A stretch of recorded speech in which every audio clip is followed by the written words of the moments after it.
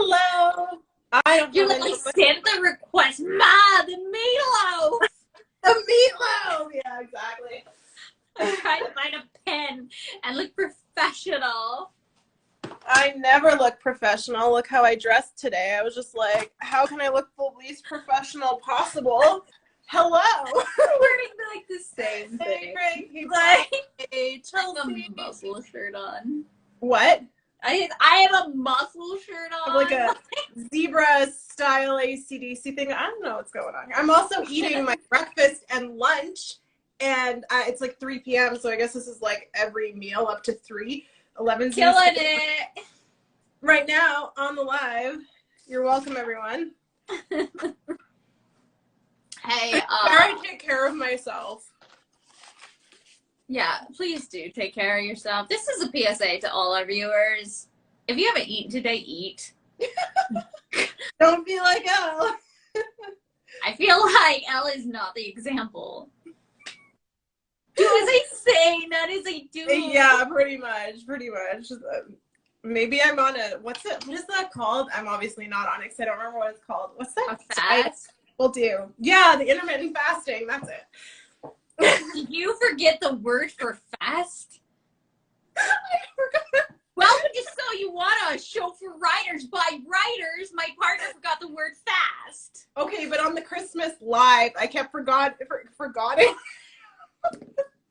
Ah!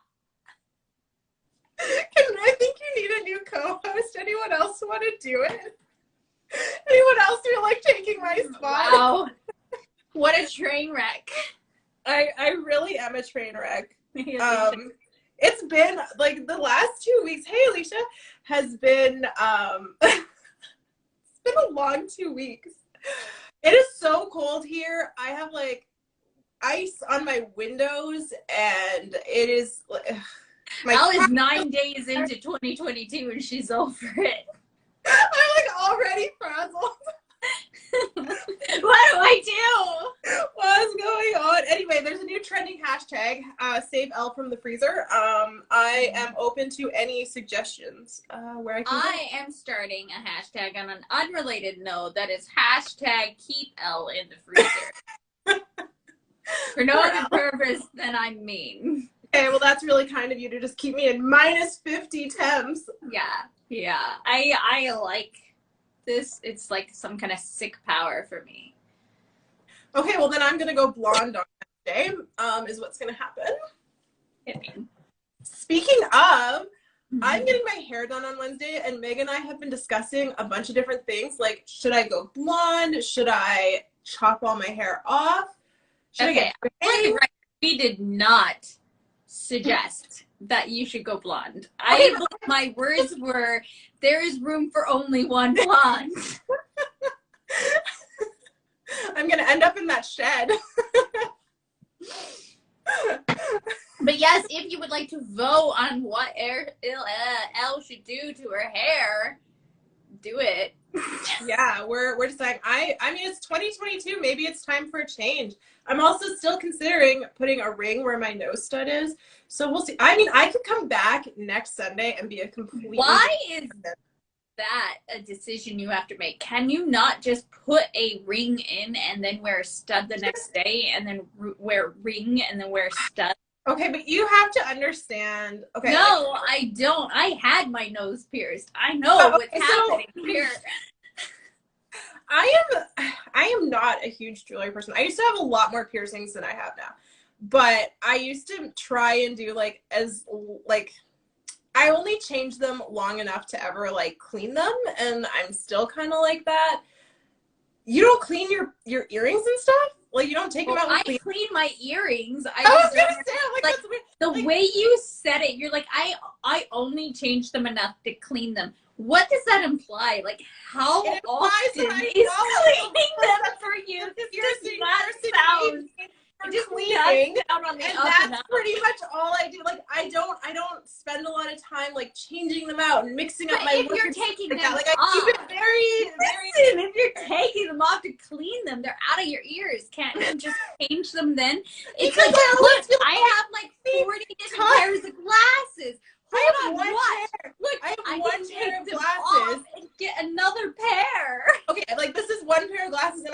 hard time adjusting to just like this when I changed my glasses this year. I just, you know, I have a look and we go with it. Okay. I feel like this was not discussed in the meeting beforehand. Okay, so I feel like what we're saying is I should probably just keep my hair as it is. We'll just keep it dark. No, I want you to cut it off.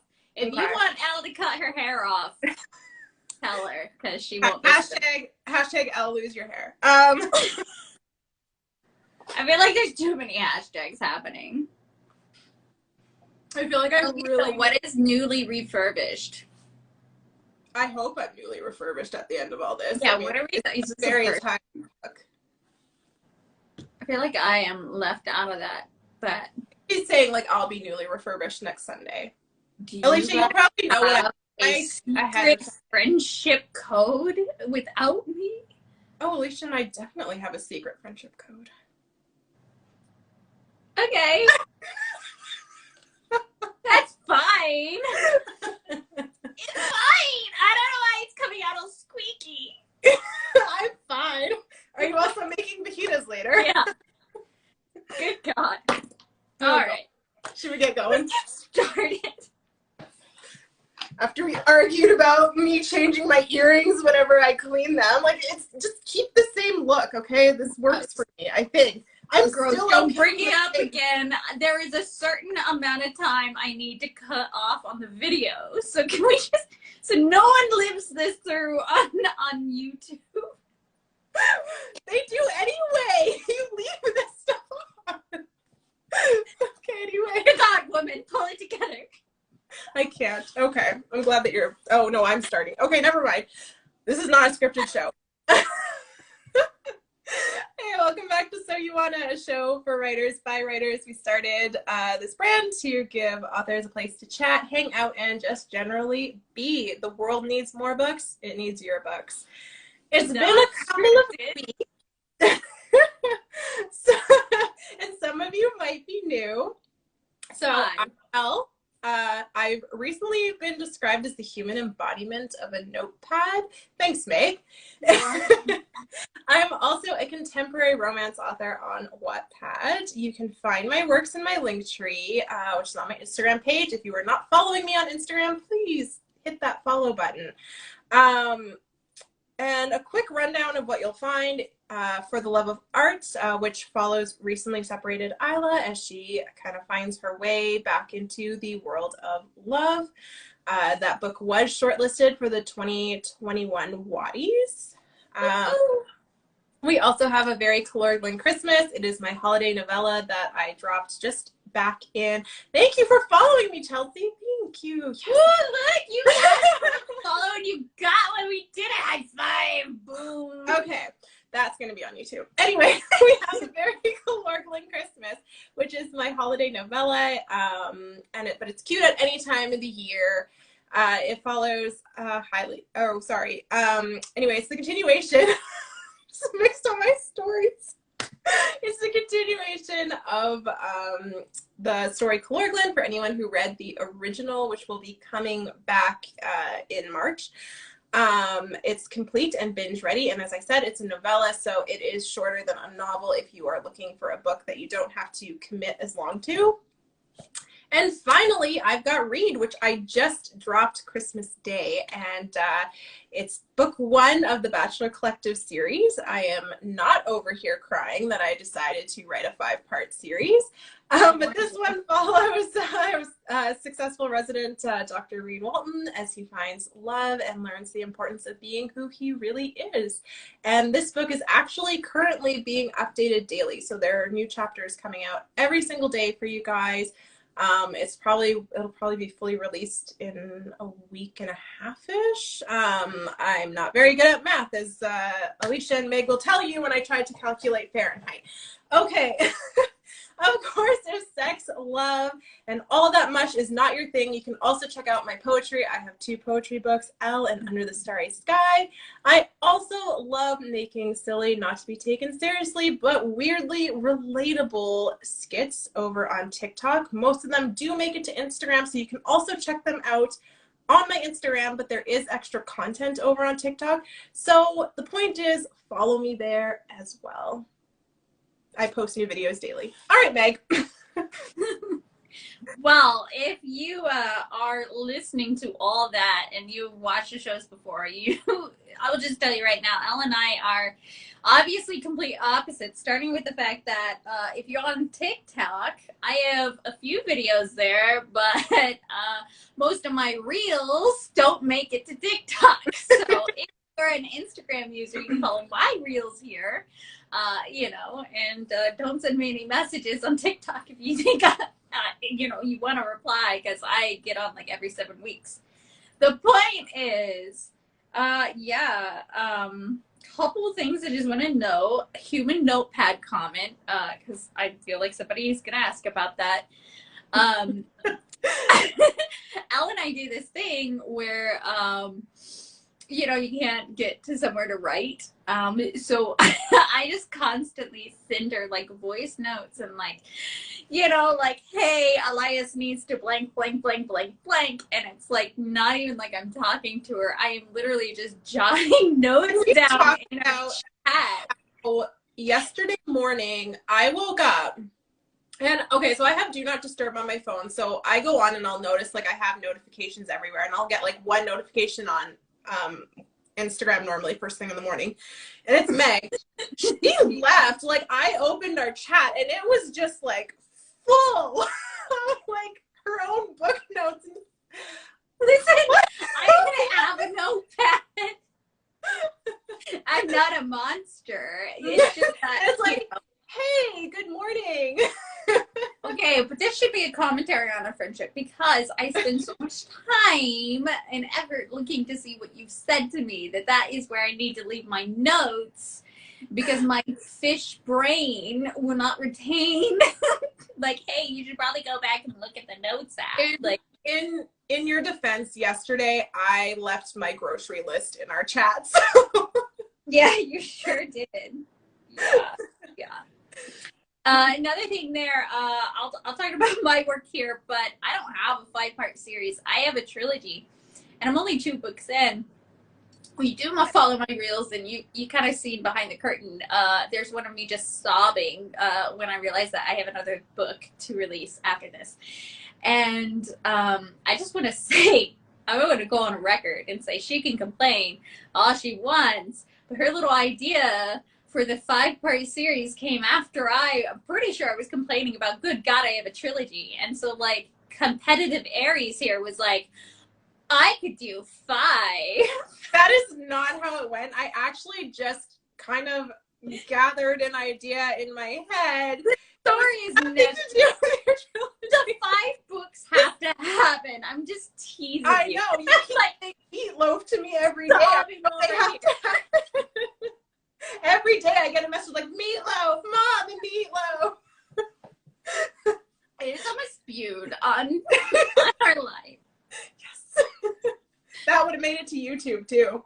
No, it would not have, because I would have conveniently have forgotten to upload it. Now you all know. For anyone who is waiting on the final YouTube, if it's not, man, 3 books sound hard. Let's do this. I like how he's like, oh, poor Meg, as I'm sitting here sobbing with 5. Yeah, that's right. The chat is divided. I know. The chat is obviously biased towards Meg. That's cool. That's cool. Don't say that, because the last time we said that, the chat literally came for me.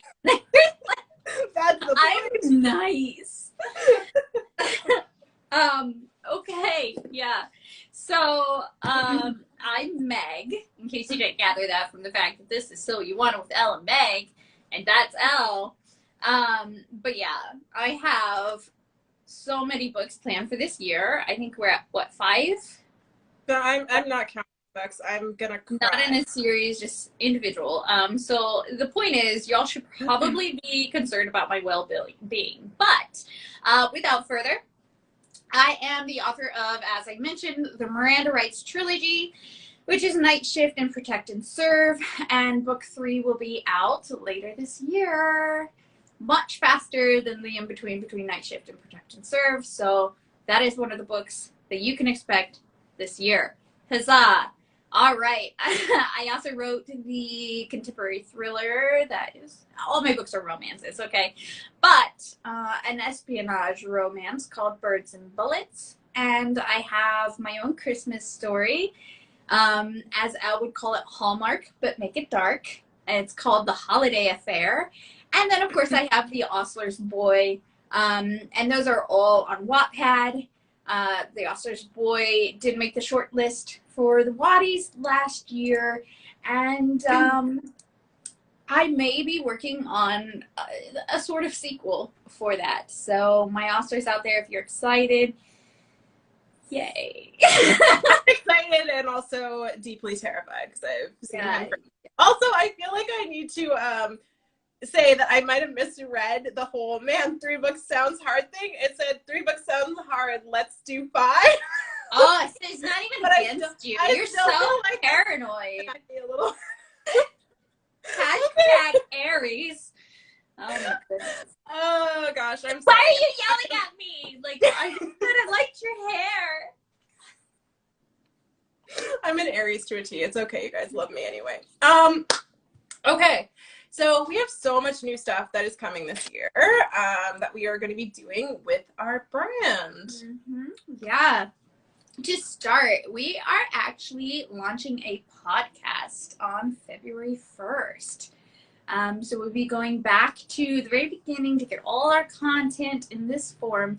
In case you're not able to tune into our show, or you can't watch it on YouTube, or maybe that's just not the medium that you like. You're here to support us, but you would prefer to listen to us ramble on while you fold laundry or, you know, live your life outside of Instagram. So, yeah. And then also we will be launching a website, and you will be able to access all things So You Wanna from there in one lovely place. Yeah. Yeah. I think that's everything right now. We also have new merch that's coming down the line. We're getting some stuff done up for us right now that's going to help with that. So we're pretty excited there. Yeah, I think that's all. Yeah, I just need to schedule some crying this year. I've got time this week. I'm off for a week, so I got time to cry.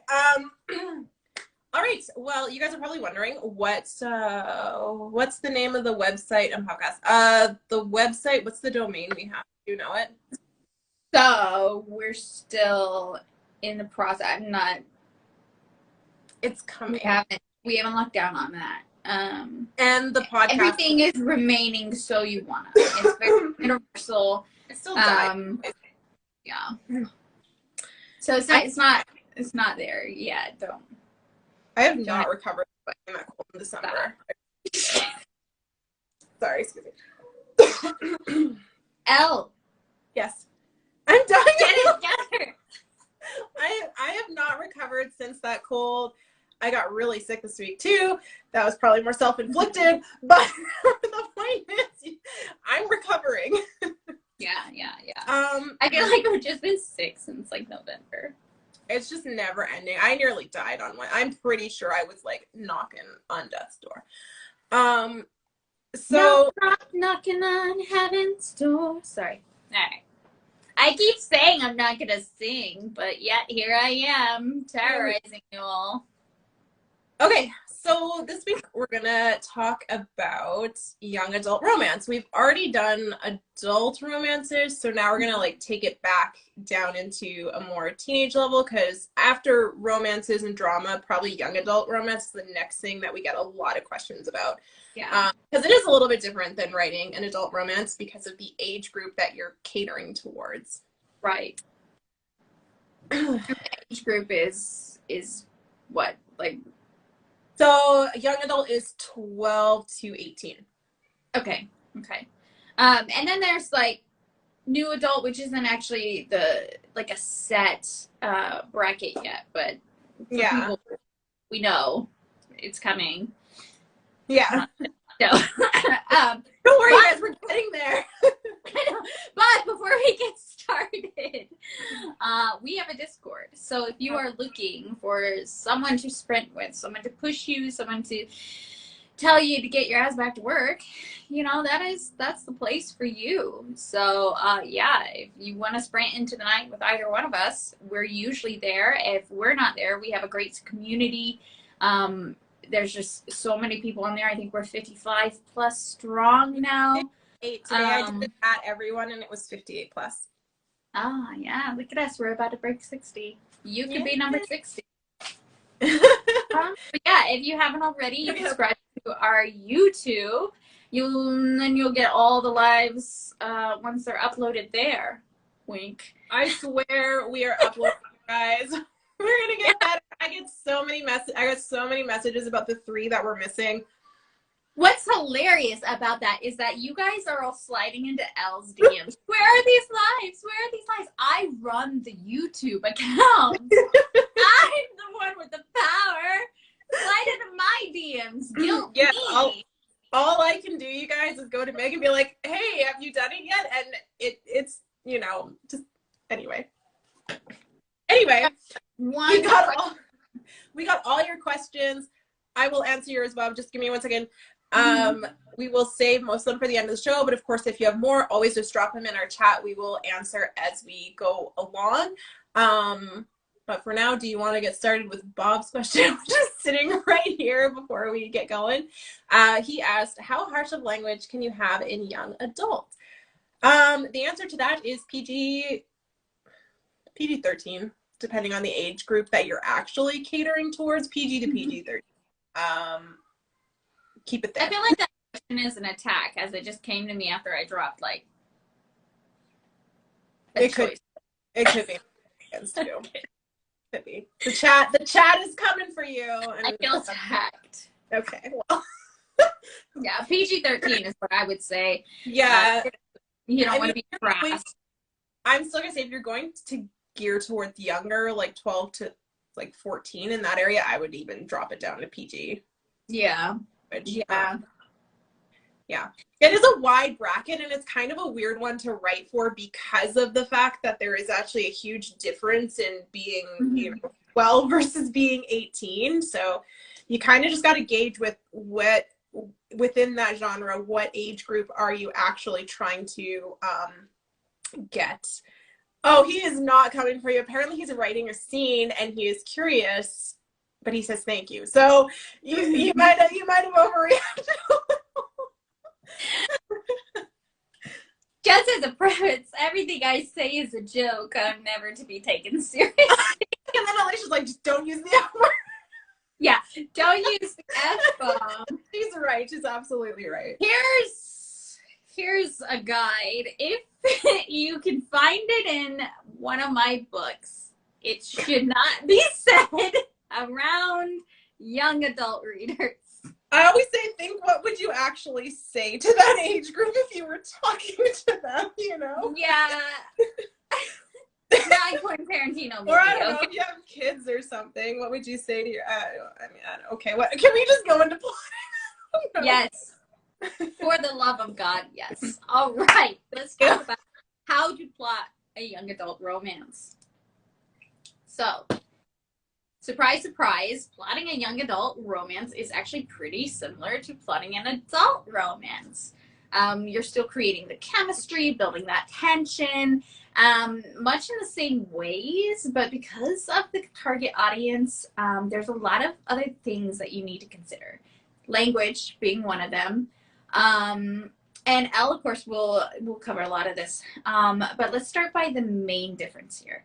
And okay, so if you watched our adult romance show, then you know that most novels follow a standard 11-step breakdown. And for young adult, you can follow that, but we actually recommend shifting into a more of like a 3-part classic structure, like 3 acts. So don't worry, it's really close in similarities. You know, it's just a little different. It's kind of like a different way to, I guess, think about a few of the details. So the first thing to consider is that a young adult novel is 50,000 words max. You don't want to exceed that, at least not by a lot, you know. In an adult romance, you can get away with doing 80K, 90, some are actually 100K. Not exactly a romance, but a good example of word count, Outlander. But that's not the case 50 here. Shades, 50 Shades Freed, I think, is like 100 and something thousand words, which is a romance, like actually classified. So in adult, you can definitely get up there and still get published. So we do have a question here. Wait, it's not 18 to 25. So young adult is actually 12 to 18. The 18 to 25 range that you're talking about is new adult, which is the like pseudo genre that is not actually a genre yet, but it's quickly becoming that. So that's, yeah, there's like an in-between between adult romance and young adult, and that would be the new adult block there. So yes and no. Most new adult, just so we can like clarify the confusion there, I think, is because most new adults, when they go to publishing, they are either aged down to fit the young adult bracket, or they are aged up to fit the adult bracket for marketing reasons. Yeah. So yeah. Anyway, so the 3-act structure here is pretty easy to follow, and it splits like this. And remember, Elle posts after our show, so if you don't have to write this down, you can if you want. I'm taking notes. I'm saying follow me. I have all the tips and tricks in my. But she actually makes the post and puts it up for you, so you can have it right there. You can hit that save and you can reference it all you want. I still reference the romance post. But yeah, without further, good Lord, I'm sorry. So Act 1. Not good at this anymore. Yeah. So Act 1 is the beginning. That represents 25% of the book, approximately 10,000 words. Act 2 is the middle. That's 50% of the book, which is 30,000 words, give or take. And then the end is Act 3, or Act 3 is the end. And that is the final 25% of the books. So you're going to have, 10, 30, 10. And so I can break those down a little more for you. What was a... Yeah. So yeah, that's the age breakdown there. It also really depends too, like, are you reading on, like something like Inkiet or Wattpad where there's not really any rules? Yeah. Or are you reading traditionally published? Because traditionally published, obviously make sure that books are age appropriate for where they're marketing to, and like Wattpad and Inkiet, you can really just do whatever you want, and market it however you feel like marketing it. So yeah, so it's also really dependent where you're so a good example here is the 6 of Crows. Twinsie. Cricket Kingdom too. I do, okay. Yeah, it's right here. Yeah. The point is, this isn't a good example. So this by itself is young adult, but the Netflix adaptation of Shadow and Bone is men though. So that was obviously aged up. But it still falls into. I'm the real I am so into who the bad guy was. That's how I knew he was bad. I was like, dang it, I'm so attracted. You're like, I'm attracted to this guy. You must do that. Okay. He's a good guy. I never pick the right men. So, Act 1. This is the purpose of this section is to introduce your 2 main characters and bring them together. This is a young adult romance, though, so it's okay for your main character to explore emotions with another character first, as long as there's like a meaning behind that exploration. So just keep in mind that being a teenager is a lot about discovery. And in this act, you're going to have the hook, which is obviously where you grab your reader's attention, and then you draw them into the overall story. This is where you show everyday life and you give a glimpse into who the main character is on their own. And then you will also introduce the issue that is standing in the way of them developing a relationship. The inciting incident. This is where the 2 love interests meet. The force that brings them into the meeting is almost always external. moving to a new school, being somewhere at the same time and same place. Just like an adult romance, you're going to quickly reject the idea of this relationship in this section. And then the first plot point. So your characters are going to have something that kind of like sticks them together. Are you hearing the similarities for the adult romance? Whatever it is, there's usually a development that raises the stakes and it clearly defines them both, or defines both the love interest goals. So think a project that's worth a huge chunk of their grade or is important for their chances at, you know, their number one college pick. Or maybe it's proving themselves to you know, their parents that just run them too hard. Whatever it is, you can show this external goal by external, I mean a goal outside of the relationship. But remember, these are teens, so it's not always necessary to make it, you know, the goal of in game of this relationship something that has to be, you know, forever. That's not something that they have to be thinking about. So if you have a subgenre, you can make that goal specific to that. So if you have a young adult fantasy, for instance, your external goal there will be more focused in the fantasy genre there, should you desire. And then I just want to ask a question. Sorry, I was laughing at Meg because she made like a little slip and it just kind of made me laugh when she said at the same store or something like that. It was just instead of it was just really I don't know. I just laugh at Meg a lot and she laughs at me a lot. It's our friendship. It's cool. It's fine. It's okay. I'm confident in myself. Yeah, no, and if you're asking why I'm laughing, it's because she was laughing at me. This show is not scripted. That should be like our hashtag. The show is not scripted. Yeah. For the record, it's not scripted, but we do have notes on here. So if I could turn my screen to show you, but it would just be bright, so it wouldn't matter. It just says stuff like the first pinch point and the midpoint. So, you know, I am glancing at that. Yeah, so what did you remember that made you laugh? Yeah. Oh, I was really just laughing at it. She's mean. That's the takeaway. Hashtag save Elle from the freezer. Yeah, this is why she belongs. Why am I pointing up? I am so American. I just pointed up towards Canada. What? Well, I am north of you. Good Lord. Act 2.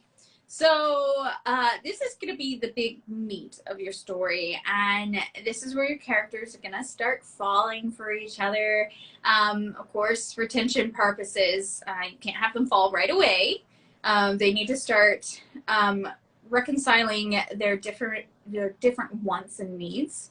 And by the end of this section, something needs to happen to separate them. So if you were to use the 11-step structure, that would be closer to the black point. Right? Yeah. I mean, yes. I don't like the black moment a lot. So many changes hard to write. So this brings us to the first pinch point.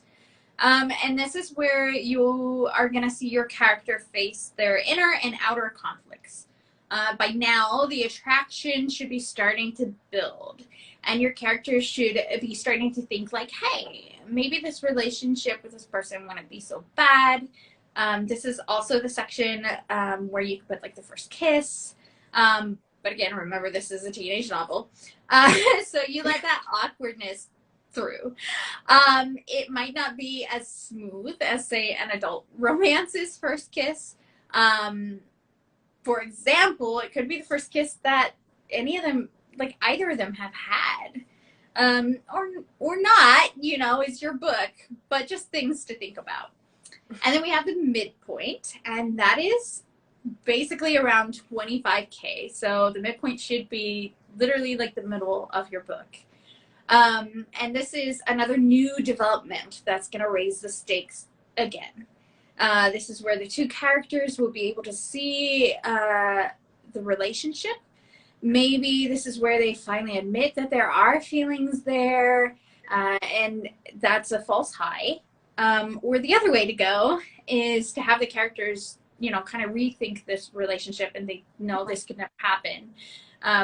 Friendship is all they could hope for, or, you know, a fake relationship if you're doing that trope. That's a false low. So whichever you choose, your main character needs to dig deep and consider what they really want. And then we have the second pinch point. And that's another glimpse, but in, you know, opposition of the relationship. So this time it'll be more heavily weighted towards the character's inner conflict. And that's what they need to overcome inside themselves to make the relationship work.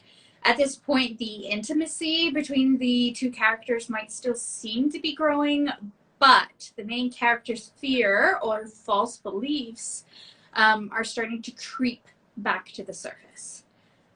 And then we move into Act 3.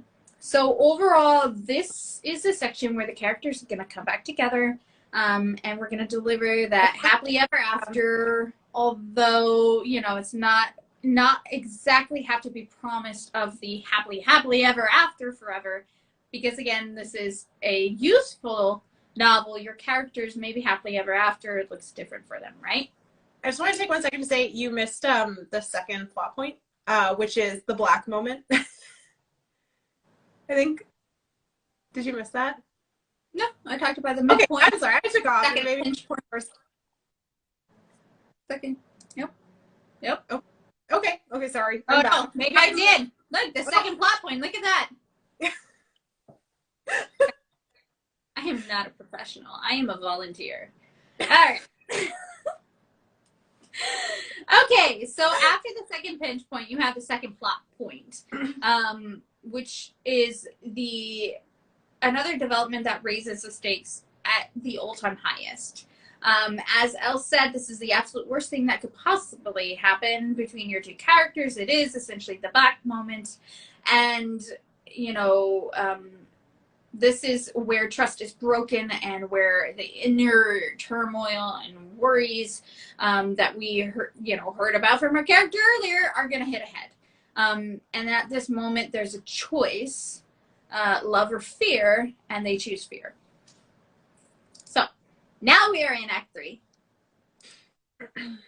Remember, all the stuff I said about happily ever after, that's what we're working towards. So then we have the crisis. So both characters have to decide, hey, is this actually worth working through this inner conflict to accept this love? Yes, because it's a happy book, guys. Your main character is going to realize that they need, what they need to do to fix not only the external problems, but the relationship as well. And this is where, you know, all the life lessons are going to be learned. So, then we have the climax and the resolution. And this is where you show that the two characters are resolving their differences. The difference between young adult romance and adult romance is that you don't have to deliver the traditional happily ever after, as I stated. Many adult romances and even marriages blossom from high school. It's great. It's fantastic, but it's also not as common as you would think. So let's face reality. Most teen couples are not destined to be together forever, and your readers understand that. That's okay. So it doesn't have to make the relationship any less meaningful or, you know, important in someone's life. High school relationships often shape us and our future relationships. And so it's okay to end your book on the idea of happy for now. And that's I'd say the biggest difference between an adult romance and a young adult romance is that you kind of have more play with that happily ever after. All things are, of course, just broad strokes. You can take any formula and you can play around with it. You can fit your story to whatever skeleton you think it should be in. So as always, we recommend just, outlining or looking at a structure and then, playing around to see how it works for you. I do that all the time for the adult romances. She does. It works. You'll know what's right. Yeah. All your books are so good, so it obviously works. Okay, I guess it's so I'm gonna get less plotting. I'm gonna give you guys tips for creating a great young adult novel. Because just like adult romance, young adult romance is incredibly marketable. They're very sought after and they are very successful. Any store you go into, they're gonna be like the largest section, I think. Yeah, it's huge. And yeah, I mean, honestly, we say young adult like it's for 12 to 18-year-olds, but the reality is that actually young adult books are purchased by people of a broad variety, especially romances. Because I mean, I'm past that age bracket, I assure you, and I have young adult on my shelves right now. So yeah, I have young adult on my shelf too. And the whole reason is that everyone can relate to the idea of that first romance. I mean, we've all likely experienced it, or we've experienced a crush or feelings towards, like we've all experienced it. So it's something that's really easy to relate to. And there's also something about it where, you don't have to, I don't know how to phrase it, but there's just like, you can enjoy a story without it having to be crass and, adulty or whatever, so. Yeah. Do you know by chances of male readers versus female readers? I do not know, but you know what? Hold on. Male versus female. I will get that information for you. What are we asking about? Like, male versus female readers for young adult romance. Like number of, like statistics? Yeah, statistically.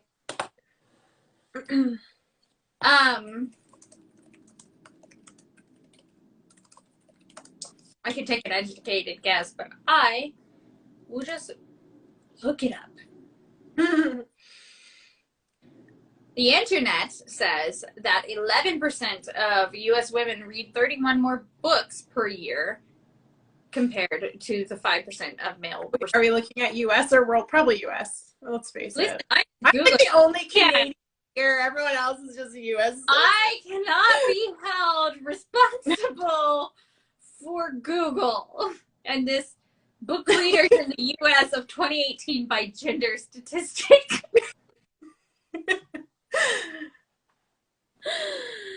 But also, I want to preface that says people responding. So maybe it's just that more men read, but they don't respond to online surveys. It's true because they're busy reading. I don't know. We'll find that for you, Bob, and we'll get back to you. We'll find out the answer, and we'll definitely get back to you. Okay. So writing a young adult romance in a real and believable way is all about understanding a young person's perspective. A great way to start to figure out how to do that is to actually look and see who's done it well. So some examples are John Green. He wrote The Fault in Our Stars and Paper Towns. I'm sorry, I'm working on saying stars more American for when I go down there. The Fault in Our Stars. What do you think we'll be doing? We'll have to be saying the word stars repeatedly. I don't know. I know I say car a few times along down there. Like, let's go to the car. Whatever. Anyway, both these books work around first romances. Another great example is Becky, I totally butcher her last name. I'm so sorry, everybody. Albertalli. And she wrote Simon versus the Homo Sapien Agenda, which addresses sexuality as a teen and how that conflicts with the societal idea of being normal. So writing young adult takes finesse, but when done well, like we said above, like you actually hit a really broad audience of people. So the first thing to remember about growing up is that it brings a lot of uncertainty and inexperience. So your romance definitely needs to reflect this. Just a preface, I am going to probably say uncertainty about 1 million times in the next little bit here, so bear with me. Right. We use thesauruses. I just didn't use a thesaurus, okay? Things are uncertain for the remainder of this show. This is not a scripted show. Okay, so start by considering perspective. Teens often feel awkward and self-conscious when experiencing something new. And first come with, here we go, uncertainty. I'm gonna drink time. So, for example, your character may be struggling with their self-image or unable to form words around the person that they really like because they've never told anyone about their feelings. So those are all... What? Oh, God. I'm like... I mean, yeah, some adults are like that too, but I mean, you know, teenagers are definitely, you know, definitely a little bit more secretive, I feel, about how they feel. Mm-hmm.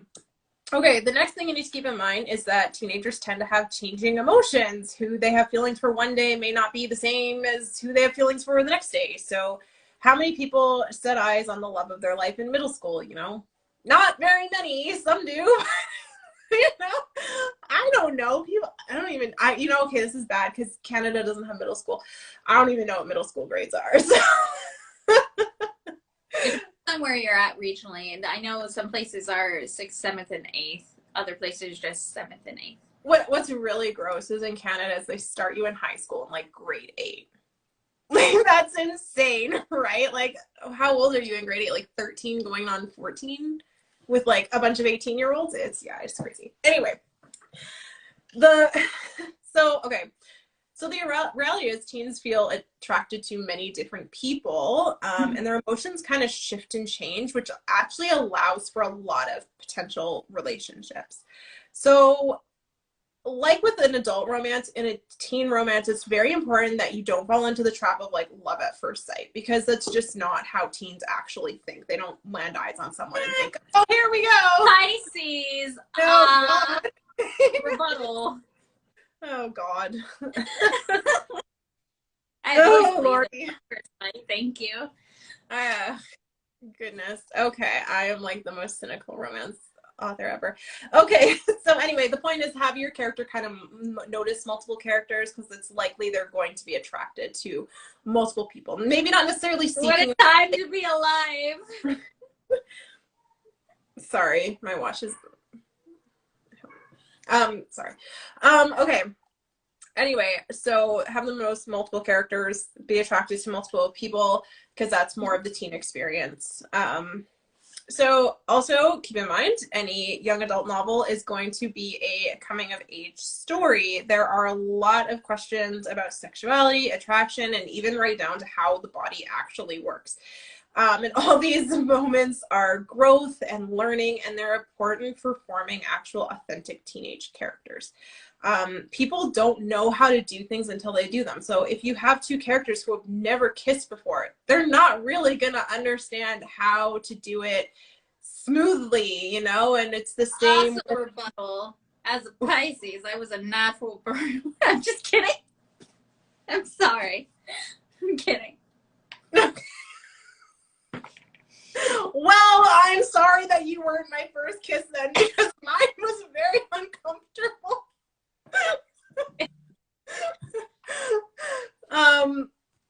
Okay.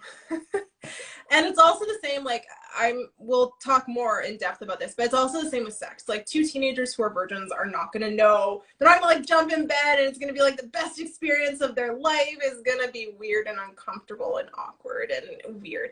But on the note of sex... Or it's going to be awkward and weird and they're going to think that's the best of their life.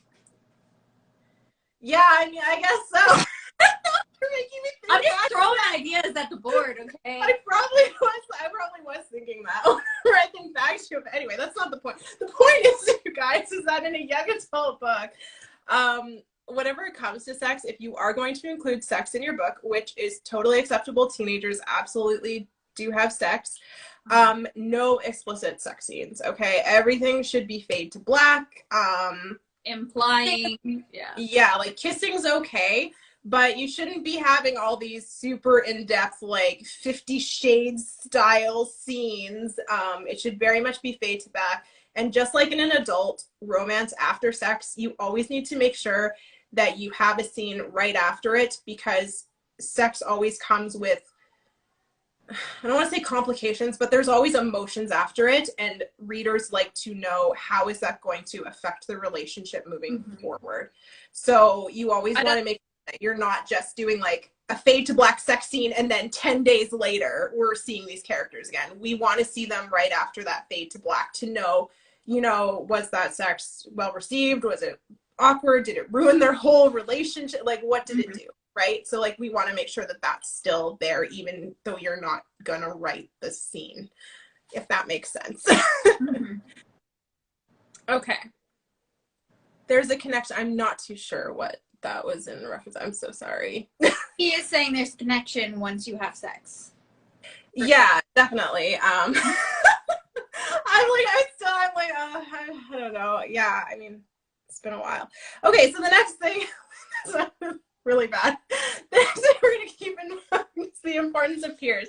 So a major part of growing up involves relationships with people of the same age. So you need to address these relationships because they are very important in teenagers' lives. How do they impact your character, good and bad? What romantic relationships are their peers in, and how does that affect how they advise their friend and stuff like that? Like, all these things play a really big role in being a teenager, that, you know, they still play a role in adulthood, but, you know, not as much. Adults tend to still just do whatever the hell they want. Where teens are very much reliant on their peers and what their peers think. I just want to put out there that when you're writing like the peer section there, just remember that these are essentially like your side characters. And as we always stress, you want to make sure that every character in your book, even especially the side ones, have their own goals. They're not just puppets working for the main character's end game here. They're their own people. They have their own beliefs. They have their, you know, whether true or false. They have their own lives. They're doing other things than just what's happening with your main character. So just keep that in mind. And yeah, like, make sure these characters have depth. And we do have a whole video on non-romantic relationships where we talk a lot about this and how to help create good side characters. Okay. Next thing is flaws. Teens really notice their flaws like quite a bit. And so you want to make sure that that also plays a role in life around them. How does that affect their relationship and falling in love? And even flaws like cheating are different in teens versus adults and stuff like that. And like, so all these things you kind of have to think about. Again, it goes back to perspective. How is that different in the teenage years versus the adult years? And then the next big thing I'm going to say is age. In adult romance, it's a little bit easier to put age gaps between people. Like, a 30-year-old dating a 35-year-old isn't as weird as like a, what would that be? A 13-year-old and an 18-year-old. Like, that's just really inappropriate. So you don't want to be putting in these massive age gaps between your characters. It is more likely that you're going to see much closer in age characters dating on the same grade and stuff like that. And also, please keep in mind that age is going to play a role in anything you do, from kissing to like touch and stuff like that. What like two 14-year-olds do is going to be very different to what two 18-year-olds do. So make sure that you're keeping that completely age appropriate whenever you're writing, depending what age group you are catering to. So some other things to keep in mind that are very similar to adult romance, but I'm just going to quickly remind you, attraction needs to be believable. So there needs to be something that draws your main character to their love interest. Maybe it's their humor, their intelligence. Obviously, physical attraction always has to be a thing, but you want to avoid it being the main thing that attracts them to whoever it is as like the catalyst for your whole relationship. There's some good relationship advice for real life. Don't base your relationship on physical attraction. I'm going to keep my thoughts to myself here. The development also needs to go at the right pace. No one falls in love in a second. Real love takes time, and learning about the other person in a romantic way, not just, you know, like, you want to take that friendship to the next level. You can't just have them being friends from chapter 1 to chapter 20 and then, you know, like, you kind of want to see a bit of a development there, which then goes back to attraction, from how it went from a friendship into like attraction into them actually wanting to know each other in a romantic way, and pursuing it, pursuing knowing them in a romantic way. And then emotion is huge in adult romance. Let's all face it, teens have big emotions and there's a lot of hormones there. So you want to make sure that you are playing up those emotions really well. And then, of course, you need connection. So vulnerabilities, struggles, and overcoming challenges, these are things that make an engaging character. And you're in a young adult romance, as we said, it's all about, you know, growing. And it's about, so you want to make sure that your character is growing from that, and that we're seeing how the connection to their love interest is helping them grow. Like, how does it change them for, you know, I mean, it's a happy story, so it's to change them for the better. Or the worse, and this is the prequel to your fantasy trilogy. Sorry. Okay, so anyway, like we said, if done right, you guys can reach a broad audience. So it's like young adult is very relatable, which is why they're so popular. So yeah. We have so we're ready to answer them. So if you have any lingering thoughts there, maybe you've been holding on to one since we have been ranting for the last few minutes, throw them at us now. I'm going to go ahead and get us started. So do either of you guys write young adult romance? I do not. Elle? I might have. I don't know what this post-it is. What is, oh, it's a word count from Nano. Trauma trigger. Right. I am actually starting a young adult romance. That's kind of woo. I'm starting one. I think it'll be published in the summer, maybe. But yeah, I am definitely starting. Date for that thing. What? We set a date for that thing. I don't have my dates in front of me. Yeah, it'll be done, guys. I know, the meatloaf. I got it. The meatloaf! The meatloaf will be made. But yes, I am starting a young adult romance. We'll see how I do doing it, because anytime I've told people that I'm doing a young adult romance, they are always like, but you write really graphic sex scenes. I know, you guys. I know I do. I can tone it down. I'm not a monster. Okay. Say it louder for the people in the back. Not a monster. Right. What is it you said about the Waddies and young adult? So this is probably referencing the fact that when you enter the Waddies, which is the largest online international writing contest on Wattpad.com, you enter in different genres. Romance, fantasy, young adult is one of them. In order to place first and win the entire contest, you do have to be writing in the young adult genre. You can still place within your categories. You can still be shortlisted, as we both were for our adult romances. You can make the cover list.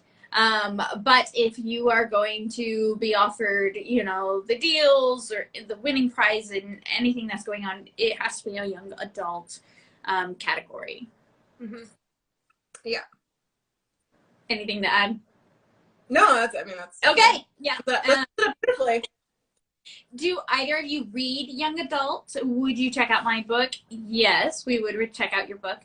Go ahead and send that to us. Yes, we do read young adult. We just said we did. Showed some books. Yes. I'm into cities. The next question is, where have you been? Which I feel like, while she's sneezing, is in reference to where have we been for the last 2 weeks. We decided to take a Christmas break because we are humans and we sometimes need to just like relax a little bit. But I mean, we didn't fully relax, you guys. We are fully dedicated to So You Wanna, and you guys, we have actually been working behind the scenes a lot over the last few weeks. I was on vacation for 2 weeks, and I feel like I actually spent most of it doing stuff for So You Wanna. So I mean, we're never really away. We just took some time off from doing these lives because in like our brand, these lives that we do are probably like the smallest, like littlest part of the whole picture. This is the easiest part. Yeah. Mess up on camera. Yeah, exactly. Like this is the smallest part, but it does take time to do it. Yeah. I do like all of our research, and then she has to upload after. And the point was that we had so much other stuff that we need to focus on. So You Wanna Why, so it was nice to take 2 weeks off. And then as well, like you have to remember, we have lives, you know? I mean, we wanted to spend Christmas with our families. Like I was so excited this year. I actually got to see both my brothers and their wives and my mom, and it was so lovely. And like we wanted to have a nice Christmas. So we just took a couple Sundays off from recording, but I will tell you guys, we have plans to be here. I don't think we have any Sundays that are not scheduled until March, when I have something that I'm going to be away for a weekend for, probably. So that is like 2 months, you guys, of having to deal with us. So, another thing that had to happen in our break is, you know, as we're, you know, telling you how much work we do, is my little agenda here. Did I open to anything? Okay, yeah, no. I was like, when did I open to spoilers? You know, you see I got like the tabs here and stuff. We plotted, you know, where our trajectory for the year. So where we're going to be at until, I think we have shows scheduled until midsummer. We only have scheduled till March because we ran out of time because I had to go to work. And when we want to do it, we did schedule our parties. We did. Christmas and Halloween, what, yeah. You know. There's just a lot of, that's where we've been. Okay. Yeah, and we've been trying to come up. Missing us. Yeah, definitely. Thanks for missing us. Yeah, we've come up with like new content ideas and stuff like that. And yeah, we've got, and like, we're developing a podcast here. So, you know, if anybody who is watching Craig is probably so sick of us. Yeah. You know, if anybody watching has made a podcast, there's a shocking amount of steps. So yeah, I'm not crying. But anyway, yeah, that's where we've been, and we do apologize. I will also add, you guys, we do our very best to not cancel. Meg literally came wrapped in a blanket. I was really sick this week. So ill. I was pretty sure I was going to die this week, but I was going to show up today, whether I was dead or not. So, you know, I just want to say we work really hard not to cancel. Anytime you guys see a last minute cancellation, it's because something came up that we absolutely could not get out of. We absolutely had to cancel. We do our best to be here every Sunday for you guys. And we plan to continue that through the year as long as you guys will have us. So that is my spiel. Okay. Over the hour, let's wrap this up. I'm so sorry. Yeah. So next question, this came in 2 parts. Do you think young adult romance damages teen views on love, thinking that they will find the one in high school? I will speak on this because this was actually asked in Romance. Does romance ruin long-term relationships?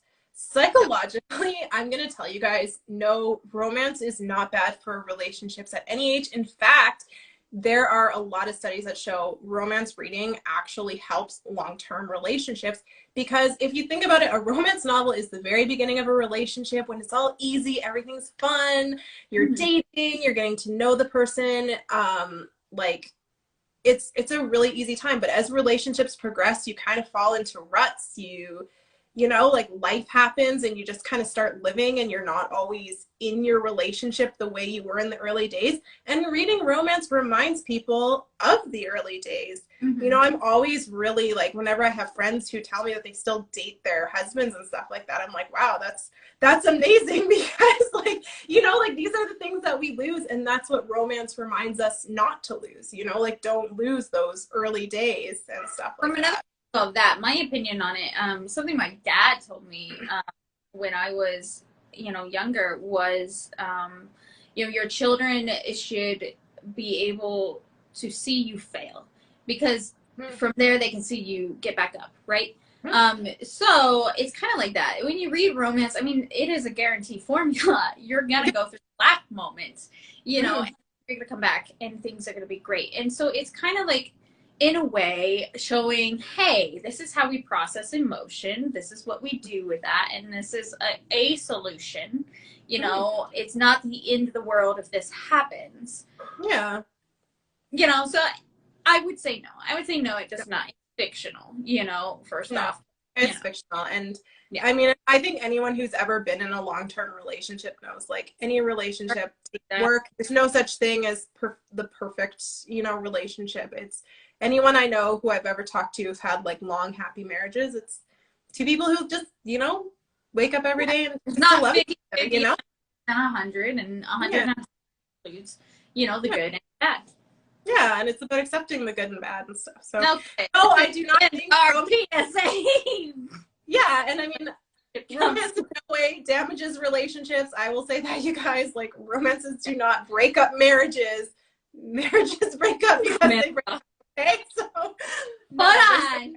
I feel like I have to clarify that. You literally just said the words romances do not break up marriages. I feel like we should specify romance novels do not break up marriages.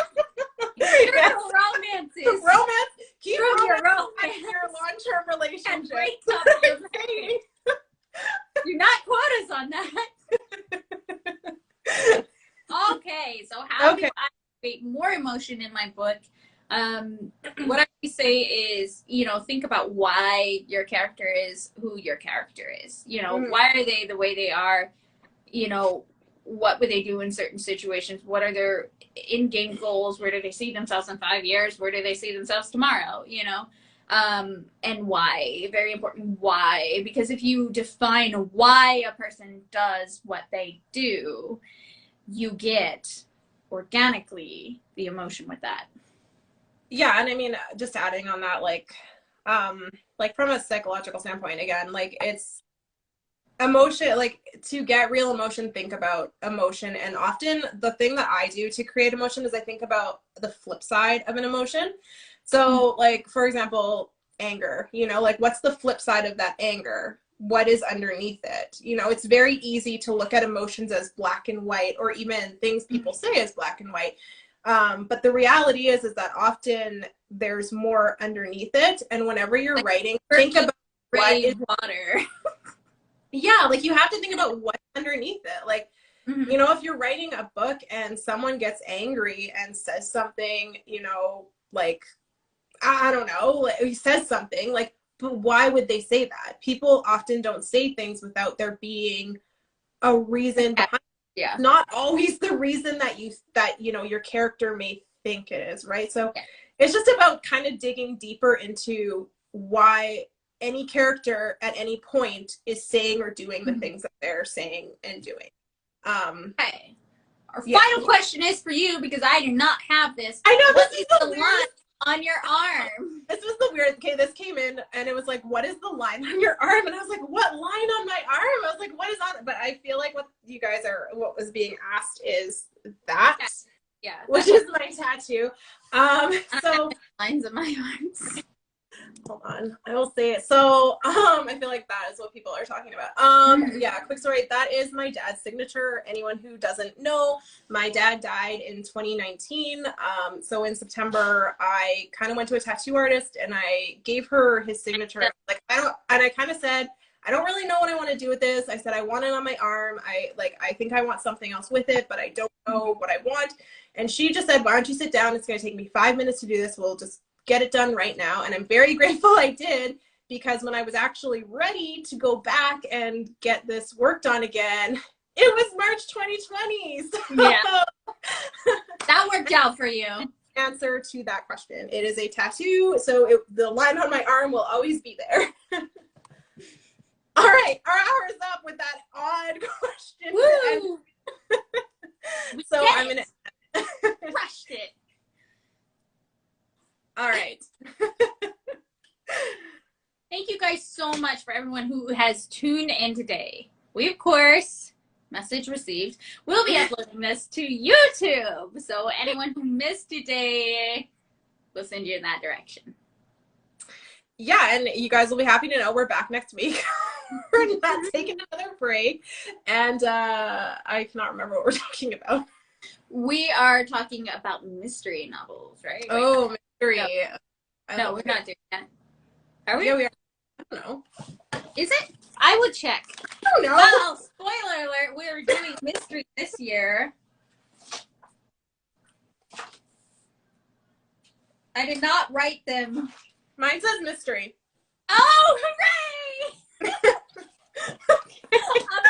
my agenda is blank, so thanks, old brain. We'll be talking about mysteries. Yeah, so same time, same place. We want to see you there. Bye. Bye.